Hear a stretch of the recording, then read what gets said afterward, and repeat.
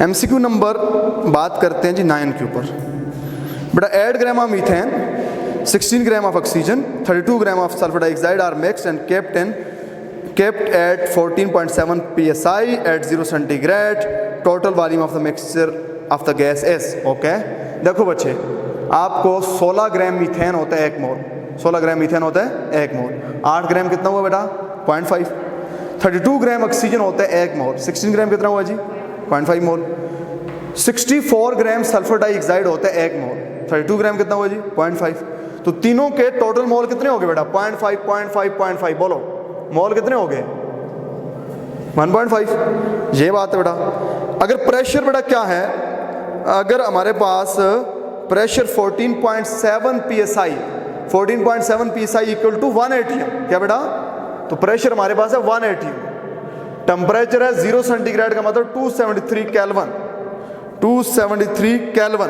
ठीक है जी, हमारे पास है टेम्परेचर 273 केल्विन। आर की वैल्यू आपने खुद लगानी है 0.082 एटीएम डेसीमीटर क्यूब पर केल्विन पर मोल। तो वॉल्यूम कहता है कितना होगा? कोई मसला है बेटा? सिंपल कैलकुलेशन है। क्या बेटा? PV is equal to nRT। PV is equal to, तो V is equal to n कितना है 1.5, R कितना है 0.82, T कितना है 273।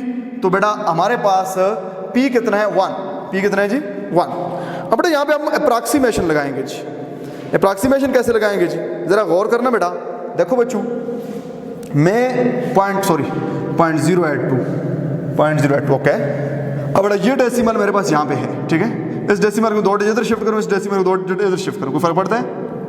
तो V equal 1.5 N2 0.82 N2 2.7 2 point. Clear बच्चे? अब सॉरी 8.2 N2। देखो इस डेसिमल को मैंने 2 डिजिट इधर शिफ्ट कर दिया, इस वैल्यू में डेसिमल को 2 डिजिट इधर शिफ्ट कर दिया। नॉमिनेटर में एक वैल्यू के डेसिमल लेफ्ट, एक को उतना ही राइट करें, कोई फर्क नहीं पड़ता जी। अब जरा गौर करना बेटा। देखो हमारे पास एक ऑप्शन क्या है जी 22.4। ये नहीं हो सकता। क्यों नहीं हो सकता? देखो बच्चों, अगर मैं लेट्स सपोज बेटा इसको मैं मान लूँ 8, इसको मान लूँ 3, ये कितना बनता है 24।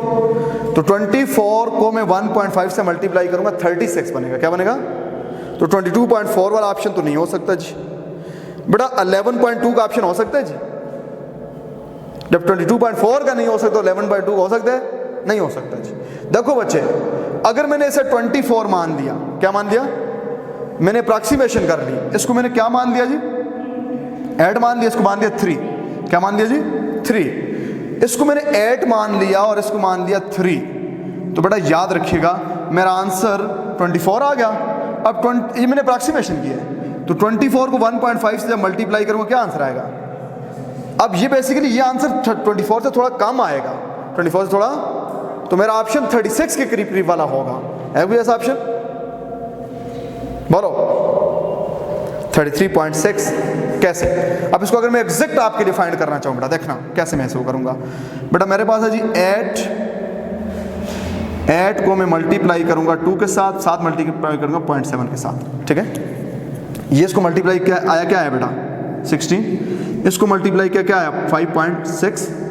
तो इन दोनों को जमा किया, मेरे पास क्या आया? 21.6। 21 पॉइंट, समझिए बेटा ये। अभी मैंने 0.2 को छोड़ दिया। किसको छोड़ दिया?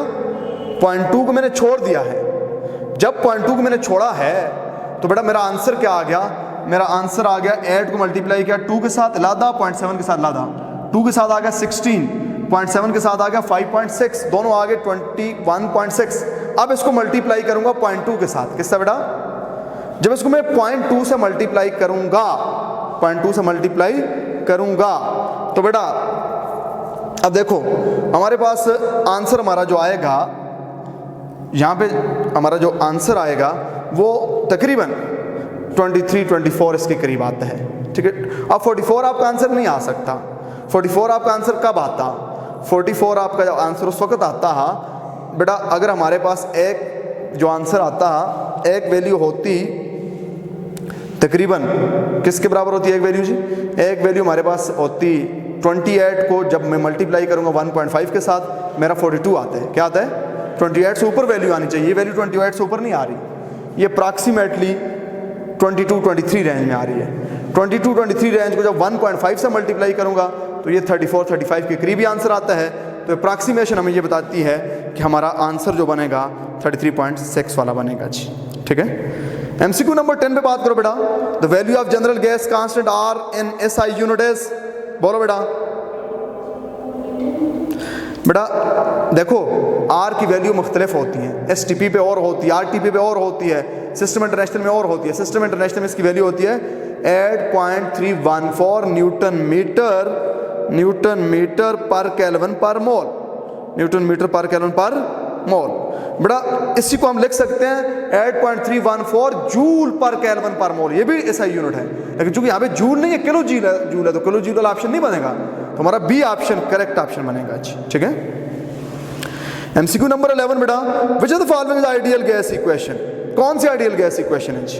बेटा याद रखिएगा आइडियल गैस इक्वेशन होती है PV = nRT।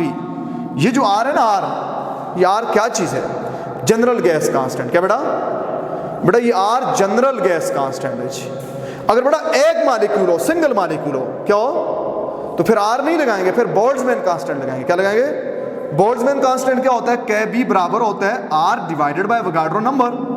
R divided by R क्या होता है? R एक मोल, जब मोल में गैसेस दी जाए ना फिर R हम लगाते हैं, ठीक है। जब बेटा आप मालिक्यूल में लो, गैसेस को मालिक्यूल में लो, 1 2 3 4 इतने मालिक्यूल लो, फिर R नहीं लगाते, फिर क्या लगाते हैं? Boltzmann constant. बोल्ट्जमैन कांस्टेंट क्या होता है? R divided by Avogadro number. ये बेटा तो डिवाइड द्वारा क्या हो जाएगा? R बराबर हो जाएगा बोल्ट्जमैन कांस्टेंट इनटू n, या n है, R के बजाय ये भी लिख सकते हैं, तो मेरे पास हो सकता है PV = KBNT, KBNT, इसको भी ऐसे भी लिख सकते हो बेटा, KBNT हम लिख सकते हैं, यस। अब इसमें नंबर ऑफ मोल नहीं होंगे, जब नंबर ऑफ मॉलिक्यूल में लेंगे तो आइडियल गैस इक्वेशन ऐसे भी हो सकती है, ठीक है। तो कौन सा ऑप्शन बना बेटा? Both and B, both and B, that is your MCQ number what 11। MCQ number 12, density of neon will be highest at, बेटा डेंसिटी हाईएस्ट कब होगी? जब वॉल्यूम कम हो। डेंसिटी हाईएस्ट कब होगी? जब वॉल्यूम कब कम होगा? जब प्रेशर ज्यादा हो, टेम्परेचर कम हो। तो बेटा प्रेशर ज्यादा, टेम्परेचर कम किस में है जी?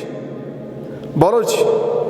बेटा एसटीपी होता है 0 centigrade 1 atm, 0 centigrade 2 atm, 273 centigrade 1 atm, 273 centigrade 2 atm। Temperature कम होना चाहिए, प्रेशर ज्यादा होना चाहिए, उस पर वॉल्यूम कम होगा, वॉल्यूम कम होगा तो डेंसिटी, कौन सा option? B is the correct option. इसमें बी हमारा करेक्ट ऑप्शन बनेगा, that is our MCQ number 12। MCQ number 13, most ideal gas at room temperature is, room temperature पे मोस्ट आइडियल गैस कौन सी होगी बेटा? बेटा याद रखना, अगर दो गैसेस हो, एक पोलर एक नॉन पोलर हो, तो पोलर गैस आइडियल नहीं होगी, उसमें अट्रैक्शन होती है, नॉन पोलर आइडियल होगी। अगर दो नॉन पोलर हों, दो, तो जिसका मोलर मास कम होगा वो आइडियल होगी, क्योंकि उसकी अट्रैक्शन कम होगी। अब बेटा इसमें अमोनिया और सल्फर डाइऑक्साइड तो पोलर है, कार्बन डाइऑक्साइड और नाइट्रोजन नॉन पोलर है। नाइट्रोजन का मास 28 है, कार्बन डाइऑक्साइड का मास 44 है। जिसका मास कम होगा उसमें लंडन डिस्पर्शन फोर्सेस कम होंगी, जितनी अट्रैक्शन फोर्सेस कम होगी उतनी गैस आइडियल होगी। तो बेटा जो ज्यादा आइडियल बिहेवियर शो करेगी वो कौन सी शो करेगी इस केस में जी? Nitrogen. D is your correct option जी। Deviation of gas is maximum for ideal behaviour at, बेटा डेविएशन मैक्सिमम है आइडियल बिहेवियर से, कब मैक्सिमम होगा? सुनना बेटा, गैसेज आइडियल बिहेव करती हैं टेम्परेचर हाई हो, प्रेशर लो हो। तो इस कॉन्सेप्ट को ध्यान में लगाएं, मैक्सिमम डेविएशन होगी जब टेम्परेचर कम हो, प्रेशर ज्यादा हो। तो बेटा टेम्परेचर कम -10 दो में है जी। अब इन दोनों में से जिसका प्रेशर ज्यादा हो, किसका प्रेशर ज्यादा है? ए ऑप्शन, ठीक है। बात समझिए बेटा, जब टेम्परेचर कम होगा, प्रेशर ज्यादा होगा, मॉलिक्यूल करीब करीब होंगे, अट्रैक्शन डेवलप होगी। जब मॉलिक्यूल के दरमियान अट्रैक्शन डेवलप होगी तो केम्टी का एक पास्टुलेट गलत हो जाएगा, गैसेज नॉन आइडियल बिहेव करना शुरू कर दें जी। And van der Waals equation B represent the जी excluded volume, actual volume, excluded volume per mole, excluded volume per molecule जी। कौन सा? D option. बी रिप्रेजेंट करता है excluded volume per molecule, excluded volume per molecule, और ये volume होता है मॉलिक्यूल 4 मॉलिक्यूल के बराबर होता है, 4 time volume of the molecule होता है जी। ठीक है, तो बेटा ये थे आपके MCQ नंबर 15 जी। यहाँ तक किसी को कोई प्रॉब्लम हो तो बेटा आप पूछ सकते हैं।